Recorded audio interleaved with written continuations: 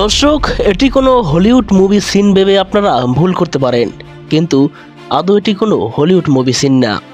সাগরে মা ইলিশ রক্ষার্থে গত 13 অক্টোবর থেকে 3 নভেম্বর পর্যন্ত টানা 22 দিন সরকারের পক্ষ থেকে মা ইলিশ ধরা নিষিদ্ধ ছিল। এ সময় নদীতে কোস্টগার্ড, নৌবাহিনী সহ দেশের অন্যান্য বাহিনীর সংস্থারা মা ইলিশ রক্ষার্থে রাত দিন 24 ঘন্টায় পাহারায় নিযুক্ত ছিল, যাতে কোনো জেলে অবৈধভাবে রাতের অন্ধকারে চুরি করে মাছ ধরতে না পারে।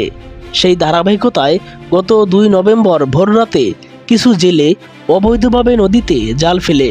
এ সময় কোস্টগার্ড স্ক্রিম বোর্ড দিয়ে পাহারার সময় জেলেদের দেখে ফেলে।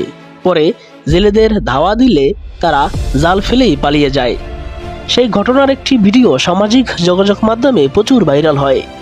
ওই ভিডিওটিতে দেখা যায় স্ক্রিম বোর্ড দিয়ে জেলেদের উপর আক্রমণ করলে জেলেরাও তাদের নৌকার গতি বাড়িয়ে দিয়ে পালানোর চেষ্টা করে, যা কিনা রীতিমতো কোনো বলিউড সিনেমার দৃশ্যকেও হার মানায়। পরবর্তীতে পাশে তীর থাকায় জেলেরা তীরে ভিড়ে পালিয়ে যায়।